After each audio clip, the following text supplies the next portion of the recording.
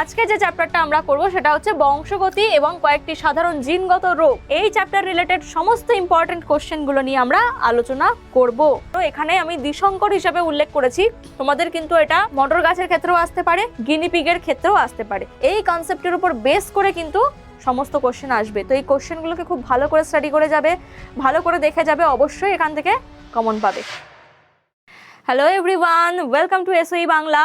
তোমাদের আরও একটা সাজেশন ভিডিও নিয়ে আমি হাজির হয়ে গেছি, তোমাদের বর্ণালী ম্যাম। এর আগে অলরেডি দুটো চ্যাপ্টারের কিন্তু সাজেশন অলরেডি তোমাদের দেওয়া হয়ে গেছে, যেখানে জীবনের প্রবাহমানতা এবং জীবজগতের নিয়ন্ত্রণ ও সমন্বয় চ্যাপ্টারের সাজেশন তোমাদের দেওয়া হয়েছে।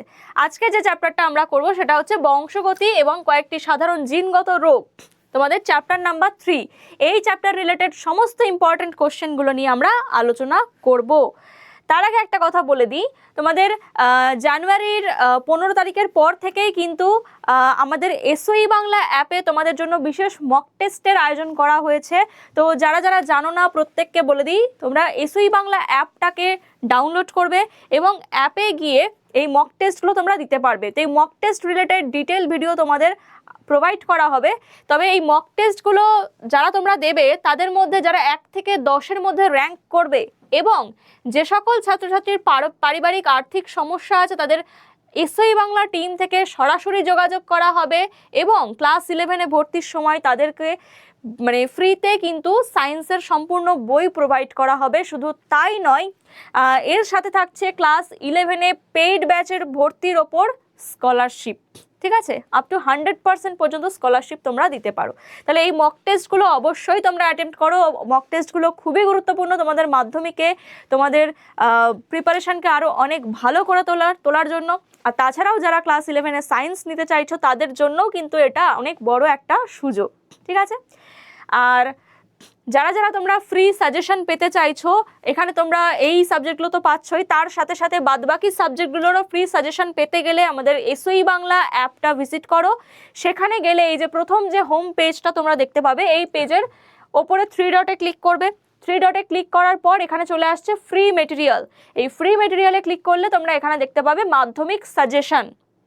এই মাধ্যমিক সাজেশনে যাবে, এখানে ক্লাস 10-এ ক্লিক করলে এখানে তোমরা গণিত, ভৌতবিজ্ঞান, জীবনবিজ্ঞান, বাংলা, ইংলিশ সমস্ত সাবজেক্টের সলিউশন সহ সাজেশন কিন্তু তোমরা পাবে। তাই যারা যারা সাজেশন পেতে চাইছো ফ্রিতে, তারা অবশ্যই এসওই বাংলা অ্যাপটা ভিজিট করো এবং এইভাবে সাজেশনগুলো পেয়ে যাও। তো চলো আর দেরি করবো না, আমরা শুরু করব চ্যাপ্টার 3-র ইম্পর্টেন্ট কোশ্চেনগুলো নিয়ে। প্রথম যে কোশ্চেনটা রয়েছে, দ্বিসংকর জনন পরীক্ষাটি চেকার বোর্ডের সাহায্যে আলোচনা করো। এখানে আমি দ্বিসংকর হিসেবে উল্লেখ করেছি, তোমাদের কিন্তু এটা মটর গাছের ক্ষেত্রেও আসতে পারে, গিনিপিগের ক্ষেত্রেও আসতে পারে। দ্বিসংকর মানে আমাদের দুটো ভিন্ন বৈশিষ্ট্য নিয়ে কাজ করতে হবে, তাই তো? তাহলে দুটো ভিন্ন বৈশিষ্ট্য মানে আমরা যদি মটর গাছের ক্ষেত্রে করি, এখানে আমরা বিশুদ্ধ হলুদ গোলাকার গাছ নেব, বিশুদ্ধ হলুদ গোলাকার গাছ নেব। আর তার সাথে আমরা কার ক্রস ঘটাবো? বিশুদ্ধ সবুজ কুঞ্চিত। স্মল ওয়াইটা সবুজকে ডিনোট করছে আর স্মল আরটা কুঞ্চিতকে ডিনোট করছে। তাহলে এটা হয়ে যাচ্ছে কি? সবুজ সবুজ কুঞ্চিত। তাহলে এখান থেকে আমাদের কি গ্যামেট তৈরি হবে? Capital Y capital R. এখান থেকে আমাদের গ্যামেট তৈরি হবে স্মল ওয়াই স্মল আর। এই দুটো যখন মিলিত হবে, প্রথম অপত্য জনুতে তৈরি হলো হলুদ গোলাকারই তৈরি হবে, কিন্তু এটা সংকর, তাই তো? সংকর হলুদ গোলাকার। তো এটা চেকার বোর্ডের মাধ্যমে তোমরা কিভাবে দেখাবে? এই যে জিনিসটা, এটা হচ্ছে তোমার F1 জনু, প্রথম অপত্য জনু। দ্বিতীয় অপত্য জনুতে কি হবে? দ্বিতীয় অপত্য জনুতে তোমরা capital Y small Y capital R small R, এদের মধ্যে আমরা স্বপরাগযোগ ঘটাবো, মানে সেম স্পিসিসের সাথে পরাগযোগ ঘটাবো। তাহলে এখান থেকে কি কি গ্যামেট আমরা পাবো? এখান থেকে 4 প্রকারের গ্যামেট আমরা পেতে পারি। Capital Y capital R, capital Y small R, small Y capital R, small Y small R. এই যে 4 প্রকার গ্যামেট, এখান থেকেও 4 প্রকার পাবো, এখান থেকেও 4 প্রকার আমরা পাবো। তাহলে এদের চেকার বোর্ড করলে কেমন হবে? চেকার বোর্ডটা যদি আমরা দেখি, অনেকে তোমরা বলো চেকার বোর্ড করতে সমস্যা। কোনো সমস্যা নেই। চেকার বোর্ডে দেখো দুটো সাইন দিতে হয়, একটা মেল মানে এটাকে গোলের মাথায় তীর চিহ্ন মানে পুরুষকে বোঝায়, আর গোলের নিচে প্লাস মানে স্ত্রীকে বোঝায়। এদিকে স্ত্রী গ্যামেটগুলো লিখছি, এদিকে পুং গ্যামেটগুলো লিখছি, তো দুটোই তো সেম হবে। ক্যাপিটাল ওয়াই ক্যাপিটাল আর, এপাশেও ক্যাপিটাল ওয়াই ক্যাপিটাল আর, এপাশে capital Y small R, capital Y small R. তারপরে রইল কি small Y capital R, small Y capital R, আর হচ্ছে small Y small R, small Y small R. তাহলে এইগুলোকে আমরা কি করব, জাস্ট গুণ করব। ঠিক আছে, এইভাবে ছকটা করে নেবে, বাস। তাহলে দেখো কি কি হচ্ছে, ক্যাপিটাল ওয়াই দুটোই ক্যাপিটাল ওয়াই, দুটোই ক্যাপিটাল আর। ঠিক আছে, এর সাথে এর গুণ করলাম, এর সাথে এবার এটাকে করব, ক্যাপিটাল ওয়াই এর সাথে ক্যাপিটাল ওয়াই, একটা ক্যাপিটাল আর একটা স্মল আর। নেক্সট এটার সাথে এটাকে capital Y small Y capital R capital R. এটাতে কি আছে, capital Y small Y capital Y small Y capital R small R. হলো, এইভাবে আমরা প্রত্যেকটা গুণ করে নেব। দেখি ঝটপট করে নিই, ওয়াই ওয়াই দুটোই ক্যাপিটাল ওয়াই, একটা ক্যাপিটাল আর একটা স্মল আর, দুটোই ক্যাপিটাল ওয়াই দুটো স্মল আর, একটা ক্যাপিটাল ওয়াই একটা স্মল ওয়াই, একটা ক্যাপিটাল আর একটা স্মল আর, একটা capital Y small R small R. Next এটার সাথে এটা ক্যাপিটাল ওয়াই স্মল ওয়াই দুটোই ক্যাপিটাল আর। আচ্ছা, এটার সাথে এটা capital Y capital R small R, small Y capital R আর small Y capital R small আর। লাস্ট লাইন ক্যাপিটাল ওয়াই এর সাথে স্মল ওয়াই ক্যাপিটাল আর এর সাথে স্মল আর, তারপরে ক্যাপিটাল ওয়াই এর সাথে তোমার যাচ্ছে small Y small R small Y capital R আর চলে যাচ্ছে লাস্টে সবকটাই স্মল। এই যে হলো আমাদের চেকার বোর্ড। তো এই চেকার বোর্ডে আমরা জিনোটাইপ আর ফিনোটাইপিক অনুপাত পরীক্ষার হলে গিয়ে কি তুমি গুনবে এখানে জিনোটাইপ ফিনোটাইপ অনুপাত। অ্যাকচুয়ালি আমরা কিভাবে দেখি, যেখানে যেখানে ক্যাপিটাল ওয়াই আছে সেগুলো হলুদ, যেখানে যেখানে ক্যাপিটাল আছে সেগুলো গোলাকার, এইভাবেই দেখব। এখানেও ক্যাপিটাল ওয়াই আছে হলুদ, এখানেও ক্যাপিটাল আর আছে মানে গোলাকার, কারণ আর ক্যাপিটাল ওয়াই হচ্ছে প্রকট, তো একটা করে থাকলেও হলুদ হবে, একটা করে থাকলেও গোলাকার হবে। এটাতেও হলুদ, এটাও গোলাকার, এটাও হলুদ, এটাও গোলাকার। তারপরে দেখো এখানেও এটা হলুদ, এটা গোলাকারই হচ্ছে, এটাও হলুদ, কিন্তু এখানে দেখো ক্যাপিটাল আর নেই, তাহলে এটা হয়ে যাচ্ছে কি কুঞ্চিত হয়ে যাচ্ছে। এখানে ক্যাপিটাল ওয়াই আছে মানে হলুদ, ক্যাপিটাল আর আছে মানে গোলাকার, ক্যাপিটাল ওয়াই আছে মানে হলুদ কিন্তু স্মল আর, তাহলে কুঞ্চিত। এখানে ক্যাপিটাল ওয়াই আছে মানে হলুদ, এটাও গোলাকার, এখানে ক্যাপিটাল ওয়াই আছে হলুদ, এটাও গোলাকার, স্মল ওয়াই, তাহলে এটা সবুজ হয়ে গেল, এখানে ক্যাপিটাল ওয়াই নেই তাহলে সবুজ, এটার জন্য গোলাকার, ক্যাপিটাল আর এর জন্য গোলাকার। এটাও হয়ে যাচ্ছে তোমার সবুজ, ক্যাপিটাল আর আছে মানে গোলাকার, ক্যাপিটাল ওয়াই আছে হলুদ, ক্যাপিটাল আর আছে মানে গোলাকার, ওয়াই আছে ক্যাপিটাল ওয়াই আছে হলুদ, এটা হয়ে যাচ্ছে কুঞ্চিত, এটা হয়ে যাচ্ছে সবুজ, এটা গোলাকার, আর এটা হয়ে যাচ্ছে সবুজ কুঞ্চিত। তো এখানে আমরা যদি দেখি জিনোটাইপ অনুপাত ফিনোটাইপ অনুপাত যেগুলো বাহ্যিকভাবে দেখতে একই, দেখো হলুদ গোলাকার এখানে প্রায় কতগুলো রয়েছে বলো তো, 9খানা রয়েছে হলুদ গোলাকার, 3টে রয়েছে হলুদ কুঞ্চিত, 3টে রয়েছে সবুজ কুঞ্চিত, আর একটা রয়েছে এই 3টে রয়েছে সবুজ গোলাকার, আর 3টে রয়েছে, একটা রয়েছে সবুজ কুঞ্চিত। তো এই জিনোটাইপ অনুপাত আমরা কি করব,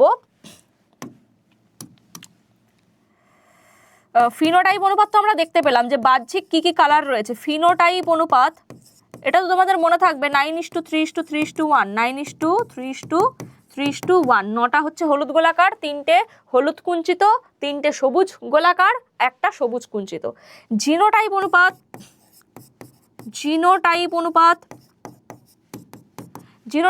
কি করে মনে রাখবো ম্যাম, গুনবো এখানে যে ক্যাপিটাল ওয়াই ক্যাপিটাল আর তো কোথাও নেই, তাহলে একটা রয়েছে, এইভাবে গুনবো না। আমরা পরীক্ষার হলে একদমই টাইম ওয়েস্ট করবো না। আমরা এক সংকর জননের জিনোটাইপ অনুপাত জানি তো, এক সংকর জননের জিনোটাইপ অনুপাত জানলে কখনো দ্বিসংকর জনন ভুল হবে না। এক সংকর জননের কত 1:2:1, এটা আমরা জানি এক সংকর জননের জিনোটাইপিক অনুপাত। তাহলে এটাকেই আমি দুবার গুণ করব। কিভাবে করতে হয় দেখো, এই যে প্রথমে এই এক দিয়ে ওপরে 3টেকে গুণ করব, তাহলে 1 একে কত 1, প্রত্যেকটার মাঝে ইস্টু দেব, তাহলে 2 একে কত 2, এই এক দিয়ে আবার এই এককে এক এককে এক হয়ে গেল, এক দিয়ে তিনটাকে গুণ হয়ে গেছে। এবার মাঝের এই দুইটা দিয়ে তিনটাকে গুণ করব, দুই এককে দুই, দুই দুগুণে চার, দুই এককে দুই। আবার এই এক দিয়ে তিনটাকে গুণ করব, এক এককে এক, দুই এককে দুই, এক এককে এক। এইটা হয়ে যাচ্ছে কি আমাদের দ্বিসংকর জননের জিনোটাইপ অনুপাত। ঠিক আছে, এইভাবে আমরা মনে রাখবো। তোমরা অনেকে বইয়ের সাথে মিলিয়ে দেখবে, দেখে বলবে যে ম্যাম 4 আগে আছে 2 পরে আছে, এতে কোনো ব্যাপার না। তুমি এটা আগেও বলতে পারো, এটা পরেও বলতে পারো, সেটাতে কোনো ব্যাপার না। সংখ্যাটা মিললেই হবে, যে কতগুলো এক রয়েছে, 4টে এক থাকবে, 4টে 2 থাকবে, একটা 4 থাকবে। ঠিক আছে, তাহলে এটা হয়ে যাচ্ছে আমাদের এই যে 1:2, 2:2, 1:2, তারপরে 2:4, 2:2, 1:1 লাস্টে। এটা হয়ে যাচ্ছে আমাদের জিনোটাইপ অনুপাত। তো এভাবে আমরা কিন্তু দ্বিসংকর জননের পরীক্ষা করতে পারি। এরপর এর থেকে কি সূত্রে উপনীত হন এটা আমি আর লিখবো না, বহুবার বলেছি স্বাধীন বিন্যাস সূত্র। স্বাধীন বিন্যাস সূত্র তোমরা বইতেই পেয়ে যাবে, স্বাধীন বিন্যাস সূত্র। বোঝা গেল? এটা গেল আমাদের ফার্স্ট কোশ্চেন। নেক্সট কোশ্চেন দেখে নাও, মানুষের লিঙ্গ নির্ধারণ পদ্ধতি। আচ্ছা বলে দিই, যদি তোমাদের এটা গিনিপিগের ক্ষেত্রে আসে তাহলে কালো গিনিপিগের ক্ষেত্রে কি আসবে? ক্যাপিটাল বি, সাদার ক্ষেত্রে স্মল বি। তারপরে কালো মসৃণের জন্য তোমার, অমসৃণের জন্য তোমার হচ্ছে কি বলবো, আর, ক্যাপিটাল আর, আর মসৃণের জন্য হচ্ছে স্মল আর। শুধু এখানে ওয়াইয়ের জায়গায় চেঞ্জ হয়ে তোমার কি হয়ে যাবে, ক্যাপিটাল বি স্মল বি হয়ে যাবে, বাদ বাকি সব সেম থাকবে। মানুষের লিঙ্গ নির্ধারণ পদ্ধতি, এটা কোশ্চেনটা অনেকভাবে ঘুরিয়ে ফিরিয়ে আসতে পারে, যে কন্যা সন্তানের জন্য মাদের স্ত্রীদের দায়ী করা হয়ে থাকে, এটা ব্যাখ্যা করো যে অ্যাকচুয়ালি কারা দায়ী, এইভাবে প্রশ্নগুলো আসতে পারে। তো মোট কথা মানুষের লিঙ্গ নির্ধারণ পদ্ধতি কিন্তু আসতে পারে। তো এক্ষেত্রে দেখা হয় স্ত্রীরা কি হয়, হোমোগ্যামেটিক হয়। কেন? তাদের দুটো এক্স ক্রোমোজোম দেখতে পাওয়া যায়, তাদের সেক্স ক্রোমোজোমে দুটোই একই প্রকৃতির ক্রোমোজোম দেখতে পাওয়া যায়।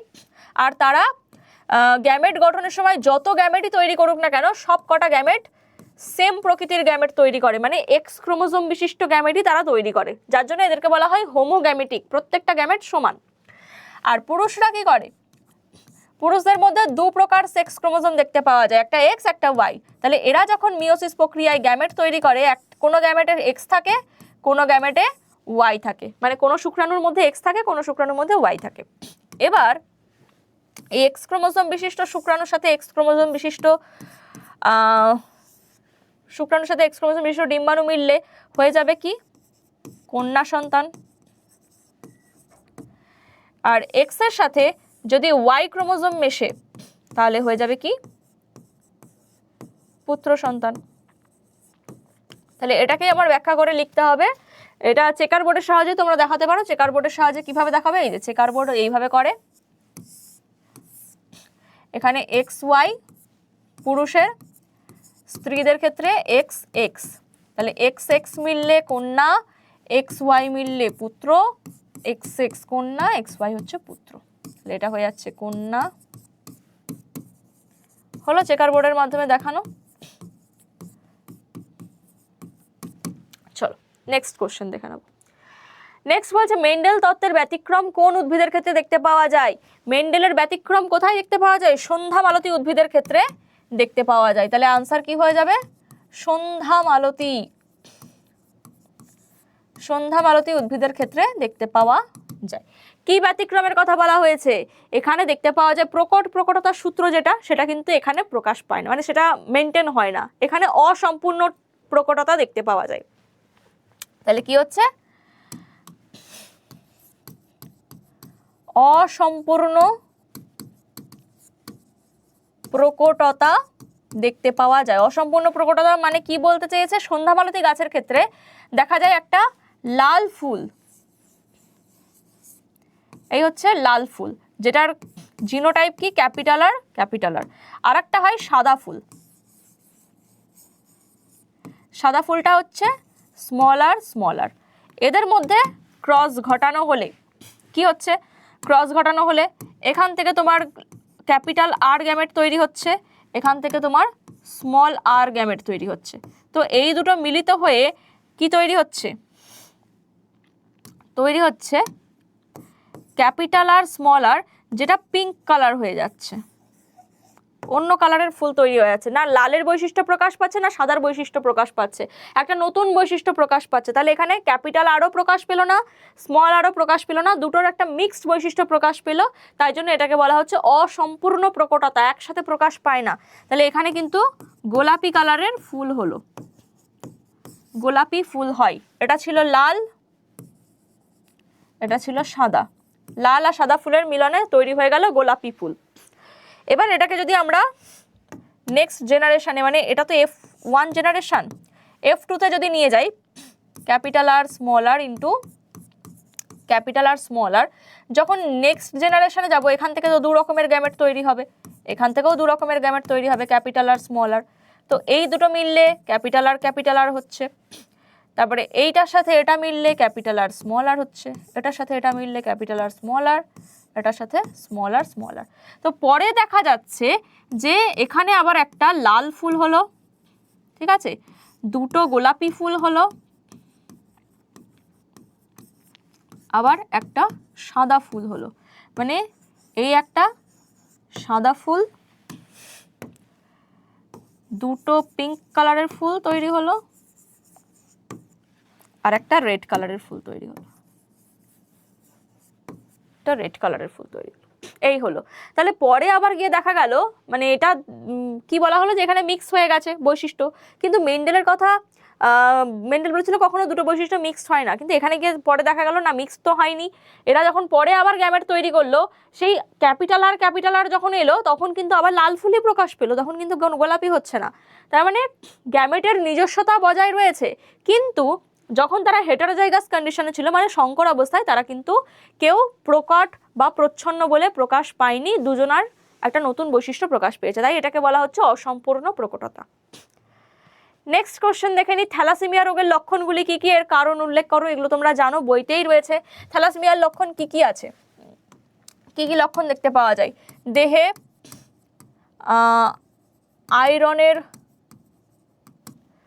বৃদ্ধি ঘটে, মানে লোহার বৃদ্ধি ঘটে, প্লীহার অতিবৃদ্ধি ঘটে,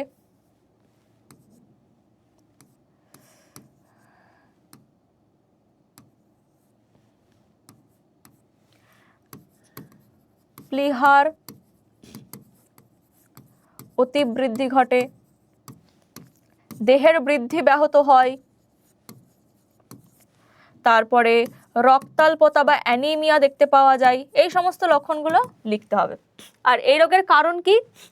এই রোগের কারণ হচ্ছে আমাদের যে 16 নম্বর ক্রোমোজোম, এটা হচ্ছে ধরো 16 নম্বর ক্রোমোজোম, আর একটা হচ্ছে আমাদের 11 নম্বর ক্রোমোজোম, 11 নম্বর ক্রোমোজোম। তো 16 নম্বর ক্রোমোজোমের আলফা গ্লোবিন জিনের অনুপস্থিতি, এটা একটা কারণ।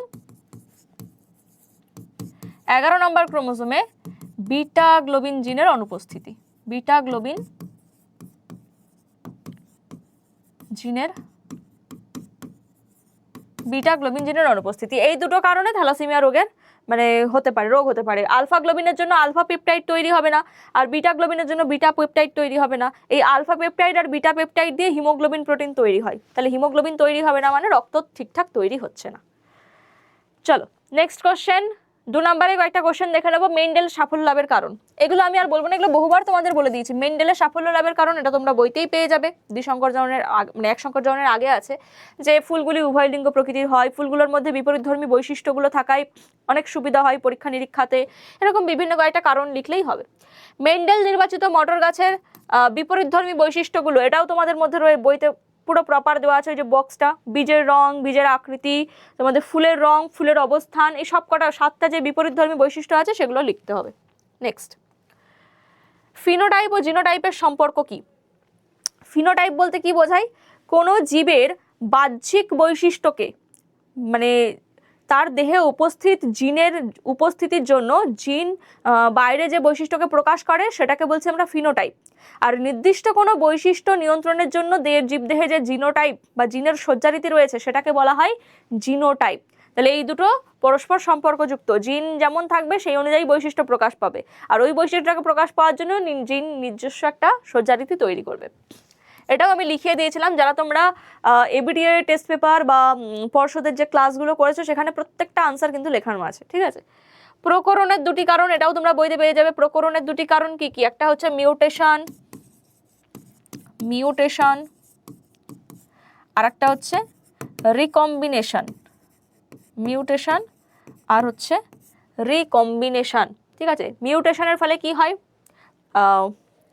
মিউটেশন কিভাবে হচ্ছে?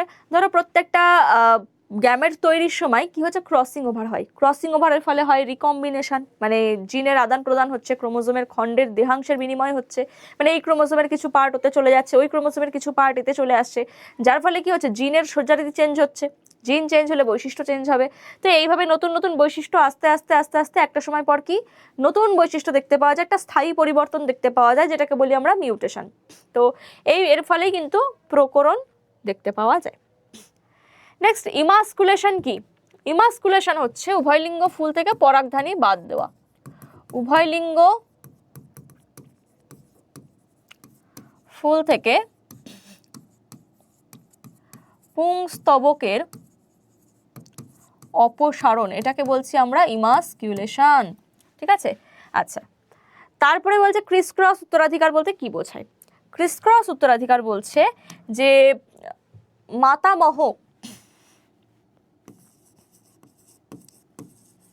মাতামহের জিন কার মধ্যে রয়েছে? মাতার মাধ্যমে কোথায়? দৌহিত্র বা নাতনিতে যদি আসে, তো এইটা যদি মানে মাতামহের জিন কি হচ্ছে? মায়ের মধ্যে ধরো প্রকাশ পেল না, প্রকাশ না পেয়ে সেটা আবার নাতনির মধ্যে তো যা যাচ্ছে, প্রচ্ছন্ন অবস্থায় ছিল মায়ের মধ্যে, সেটা নাতনির মধ্যে গিয়ে আবার প্রকাশ পেয়েছে। তাহলে এরকম জেনারেশন গ্যাপ দিয়ে যে রোগগুলো হয় সেগুলোকে বলছি আমরা ক্রিস ক্রস উত্তরাধিকার, ঠিক আছে। একজন করে জেনারেশন গ্যাপ দিয়ে পরের জেনারেশনে সেই বৈশিষ্ট্য প্রকাশ পাওয়াকে আমরা কি বলছি? ক্রিস ক্রস উত্তরাধিকার। এটাও বইতে তোমাদের লেখা আছে। জেনেটিক কাউন্সিলিং বলতে কি বোঝায়? জেনেটিক কাউন্সিলিং হচ্ছে প্রত্যেকটা মানুষের যে জিনোটাইপ, জিনের সজ্জারীতি দেখে কি করা হয়, মানে ধরো বিবাহের পূর্বে দুটো মানুষের বিবাহ হলে তাদের যদি জেনেটিক কোনো রোগ থেকে থাকে তাহলে তাদের সন্তানের সেই রোগটা হওয়ার সম্ভাবনা থাকবে। তো থ্যালাসেমিয়া বলো, যে কোনো জিনগত রোগ বলো, হিমোফিলিয়া, বর্ণান্ধতা, এই সমস্ত রোগগুলো যাতে না হয় তার জন্য কিন্তু জেনেটিক কাউন্সিলিং করাটা ভীষণ জরুরি। বিবাহের পূর্বে যে মানুষের সাথে বিয়ে হচ্ছে তার সাথে যদি মানে জিনগত পরীক্ষা নিরীক্ষা করা হয়, যে একজন যদি বাহক হয় আর একজন যদি সুস্থ হয় তাহলে সেক্ষেত্রে খুব একটা সমস্যা আসে না, কিন্তু ধরো একজন আক্রান্ত একজন বাহক, সেক্ষেত্রেও তো সন্তানের রোগটা ছড়িয়ে যাবে। তো এই রকম ঘটনা থেকে এড়ানোর জন্য কিন্তু জেনেটিক কাউন্সিলিং করা হচ্ছে। নেক্সট, মাতা হিমোফিলিয়ার বাহক আর পিতা হিমোফিলিয়া আক্রান্ত, তাহলে মা বাহক আর পিতা আক্রান্ত, তাহলে কি হবে? সন্তানের হিমোফিলিয়া হওয়ার সম্ভাবনা কত? তাহলে এখান থেকে দু রকমের গ্যামেট তৈরি হচ্ছে, একটা হিমোফিলিক এক্স, একটা নর্মাল এক্স। এখান থেকে একটা হিমোফিলিক এক্স, এখান থেকে একটা নর্মাল ওয়াই। তাহলে দেখো, এই হিমোফিলিক এক্সের সাথে এই হিমোফিলিক এক্স, এই দুটো মিলিত হলে দুটোতেই হিমোফিলিয়ার জিন রয়েছে, মানে হিমোফিলিয়া আক্রান্ত কন্যা, আক্রান্ত কন্যা। আচ্ছা, এর সাথে ওয়াই মিশলে সব ঘেটে যাবে একেবারে, সবাই রোগ আক্রান্ত হবে। তাহলে আক্রান্ত পুত্র, আচ্ছা স্বাভাবিক এক্সটার সাথেও এটা মিলতে পারে, তাহলে কি হবে? বাহক কন্যা হবে, এটা হবে বাহক কন্যা। আর এই একটা পুত্র সুস্থ হতে পারে, সুস্থ পুত্র। তাহলে এক্ষেত্রে পার্সেন্টেজ কত? হিমোফিলিয়া আক্রান্ত 50% আক্রান্ত হলো, তাই তো? 4 জনের মধ্যে 2 জন হলো, মানে অর্ধেক সংখ্যক আক্রান্ত হলো। 50% আক্রান্ত, বাহক হলো 25% হলো বাহক, আর 25% সুস্থ। এই হচ্ছে সম্ভাবনা। নেক্সট, স্ত্রীদের হোমোগ্যামেটিক কেন বলা হয়? এটাও বহুবার বলে দিয়েছি তোমাদের। স্ত্রীদের হোমোগ্যামেটিক এই কারণেই বলা হয় কারণ স্ত্রীদের দেহে দুটো সেম সেক্স ক্রোমোজোম থাকে। এরা যত পরিমাণই গ্যামেট তৈরি করুক না কেন, প্রত্যেকটা গ্যামেটে এক্স ক্রোমোজোম, সমান সংখ্যক ক্রোমোজোম বিশিষ্ট, মানে সেম আকৃতির জিন বিশিষ্ট ক্রোমোজোমই কিন্তু প্রেজেন্ট থাকে, যার জন্য এদের প্রত্যেকটা গ্যামেট সেম প্রকৃতির হয়, তাই জন্য এদেরকে হোমোগ্যামেটিক বলা হয়। অ্যালিল বা অ্যালিলোমর্ফ বলতে কি বোঝায়? একই জিনের রূপভেদকে, একই জিনের বিভিন্ন রূপভেদকে অ্যালিল বলা হয়। বোঝা গেল? আচ্ছা, হিমোফিলিয়া রোগে পুরুষরা বেশি আক্রান্ত হয় কেন? কারণ হিমোফিলিয়া হচ্ছে এক্স ক্রোমোজোম বাহিত প্রচ্ছন্ন রোগ, আর এক্স ক্রোমোজোম বাহিত প্রচ্ছন্ন, যেটা মহিলাদের ক্ষেত্রে দুটো এক্স থাকে, দুটো এক্স এর মধ্যে একটা এক্স যদি ক্ষতিগ্রস্ত হয় তাহলে তো মহিলারা আক্রান্ত হয় না, মহিলারা হয় বাহক। কিন্তু পুরুষদের ক্ষেত্রে তো এই অপশনটাই নেই, পুরুষদের একটাই এক্স ক্রোমোজোম, আর সেটা যদি ক্ষতিগ্রস্ত হয় তাহলে সে আক্রান্ত হয়ে যায়। তাহলে পুরুষদের ক্ষেত্রে যেহেতু তারা হেমিজাইগাস অবস্থায় থাকে, হেমিজাইগাস মানে তাদের দুটো ক্রোমোজোম দু রকমের, ওখানে তোমার সমসংস্থ বা হোমোজাইগাস হওয়ার চান্সেস নেই। তাহলে হেমিজাইগাস কন্ডিশনে একটা এক্স ক্রোমোজোম প্রেজেন্ট থাকে পুরুষদের, আর এই একটা এক্স ক্রোমোজোম ক্ষতিগ্রস্ত হলেই কিন্তু কি হয়ে যায়? পুরুষরা আক্রান্ত হয়ে যায়। তাহলে এখানে কি লিখবো? যে পুরুষরা হেমিজাইগাস অবস্থায় থাকে, অর্থাৎ একটিমাত্র এক্স ক্রোমোজোম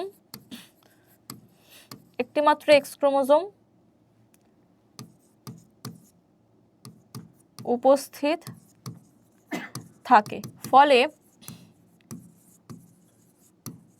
একটি এক্স ক্রোমোজোম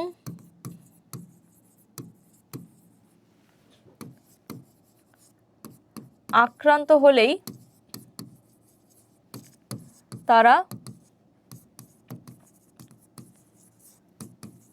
রোগাক্রান্ত হয়। অপরদিকে মহিলাদের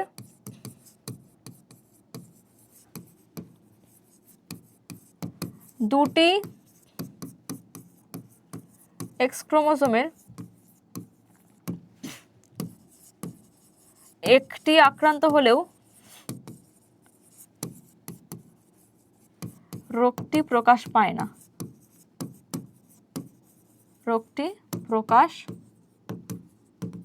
না, কারণ এটা প্রথমে লিখে দিতে হবে যে এটি একটি এক্স ক্রোমোজোম বাহিত প্রচ্ছন্ন রোগ। হিমোফিলিয়া একটি এক্স ক্রোমোজোম বাহিত প্রচ্ছন্ন রোগ। ঠিক আছে, এটা লিখলেই হয়ে যাবে। নেক্সট, এবার কয়েকটা এসএকিউ আমরা দেখে নিই। কি কি এসএকিউ আছে? প্রকরণের একটি উদাহরণ হলো, প্রকরণের একটা উদাহরণ কি হবে? তোমার রোলার জীব, কানের যে যুক্তলতি মুক্তলতি, এগুলো জিন লিখলাম, জীব। ঠিক আছে, মেন্ডেল বংশগতি পরীক্ষায় জিনের পরিবর্তে ড্যাশ উল্লেখ করেছেন। জিনের পরিবর্তে কি উল্লেখ করেছেন? ফ্যাক্টর কথাটা উল্লেখ করেছিলেন, ফ্যাক্টর। তিনি কিন্তু জিন উল্লেখ করেননি, ফ্যাক্টর উল্লেখ করেছিলেন। ড্যাশ হলো বিশুদ্ধ কালো মসৃণ গিনিপিগের জিনোটাইপ। কি হয়ে যাবে এটা? লিখি, বিশুদ্ধ কালো মসৃণ। কালো বিশুদ্ধ বলেছে মানে দুটোকেই সেম হতে হবে, তাহলে দুটোই ক্যাপিটাল বি, আর মসৃণ হতে গেলে তো স্বাভাবিক দুটোই স্মল আর হতে হবে, তবে গিয়ে মসৃণ হবে। কোন বিজ্ঞানী অসম্পূর্ণ প্রকটতার পরীক্ষা করেন? ঠিক আছে, কার্ল কোরেন্স, নামটা জেনে রাখো, কার্ল কোরেন্স অসম্পূর্ণ প্রকটতার পরীক্ষা তিনি করেন। হোল্যান্ড্রিক জিন উপস্থিত কোন ক্রোমোজোমে? ওয়াই ক্রোমোজোমে হোল্যান্ড্রিক জিন উপস্থিত, পুরুষদের ক্ষেত্রে থাকে। অটোজোম বাহিত একটি জিনগত রোগ তোমরা প্রত্যেকে জানো, আর খুব গুরুত্বপূর্ণ এটা, থ্যালাসেমিয়া। থ্যালাসেমিয়া হচ্ছে একটি অটোজোম বাহিত রোগ। কুলির অ্যানিমিয়া কাকে বলা হয়? থ্যালাসেমিয়াকেই বলা হয়, থ্যালাসেমিয়াকেই কুলির অ্যানিমিয়া বলা হয়, থ্যালাসেমিয়া। নেক্সট, থ্যালাসেমিয়ার ফলে দেহে কোন ধাতুর আধিক্য পরিলক্ষিত হয়? কোন ধাতু? লোহার আধিক্য বেশি হবে। বারবার রক্ত গ্রহণ করতে হয়, কারণ তাদের রক্তাল্পতা দেখতে পাওয়া যায়, তো রক্ত থাকে না, বারবার বাইরে থেকে রক্ত গ্রহণ করতে হয়, আর রক্ত গ্রহণ করার ফলে বাইরে প্রচুর পরিমাণে আধিক্য Fe, আয়রনের আধিক্য দেখতে পাওয়া যায়। নেক্সট, বি সদৃশটি লেখো। বি সদৃশ থ্যালাসেমিয়া, রোলার জীব, হিমোফিলিয়া, কানের যুক্তলতি। দেখো থ্যালাসেমিয়া অটোজোম বাহিত, রোলার জীবও অটোজোম বাহিত, কানের যুক্তলতিও অটোজোম বাহিত। হিমোফিলিয়া হয়ে যাচ্ছে আলাদা, যেটা সেক্স ক্রোমোজোম বাহিত, তাহলে এটা হয়ে যাচ্ছে বি সদৃশ। নেক্সট দেখে নিই প্রোটানোপিয়া কি। যে লাল বর্ণান্ধতা, লাল বর্ণান্ধতা মানে লাল বর্ণ যারা চিনতে পারে না সেটাকে বলা হচ্ছে প্রোটানোপিয়া। তাহলে লাল বর্ণান্ধতাকে আমরা কি বলছি? প্রোটানোপিয়া। ডিউটেরোনোপিয়া কি? সবুজ বর্ণান্ধতা। যারা সবুজ বর্ণের পার্থক্য বুঝতে পারে না, সবুজ বর্ণ ঠিকঠাক চিনতে পারে না, তাহলে সবুজ বর্ণান্ধতাকে আমরা বলছি ডিউটেরোনোপিয়া। ক্রিসমাস ডিজিজ কোন রোগকে বলা হয়? ক্রিসমাস ডিজিজ বলা হয় হিমোফিলিয়া বি কে, হিমোফিলিয়া বি কে, কারণ এটা একটা রোগীর দেহে হয়েছিল, প্রথম যার দেহে হয়েছিল নামটা মনে পড়ছে না, তার টাইটেলটা ছিল ক্রিসমাস, তো ওই জন্য তার নাম অনুসারে হিমোফিলিয়া বি কে ক্রিসমাস ডিজিজ বলা হয়। তারপরে বলছে এক সংকর জনন, পৃথকীভবন, দ্বিসংকর জনন কি হবে? তাহলে এক সংকর জনন থেকে কি সূত্রে উপনীত হয়েছিল? পৃথকীভবন সূত্র। দ্বিসংকর জনন থেকে কি সূত্রে উপনীত হয়েছে?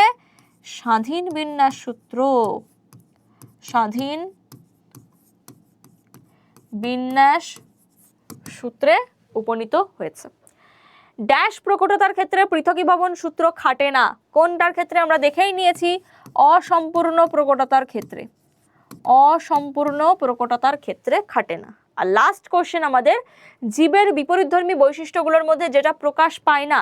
জীবের মধ্যে দু ধরনের বিপরীতধর্মী বৈশিষ্ট্য দেখতে পাওয়া যায়, একটা প্রকট আর একটা প্রচ্ছন্ন। তাহলে যেটা প্রকাশ পায় না সেটা কি হয়ে গেল?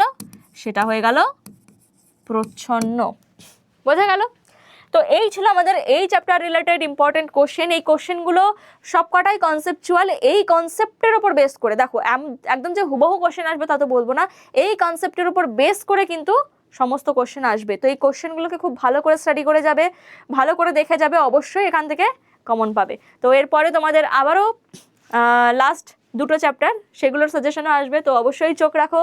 যারা যারা নতুন তাদের প্রত্যেককে বলবো চ্যানেলটাকে সাবস্ক্রাইব করো, আর ভিডিওটা ভালো লাগলে অবশ্যই লাইক করবে, বন্ধুদের সাথে শেয়ার করে দেবে। থ্যাংক ইউ প্রত্যেককে।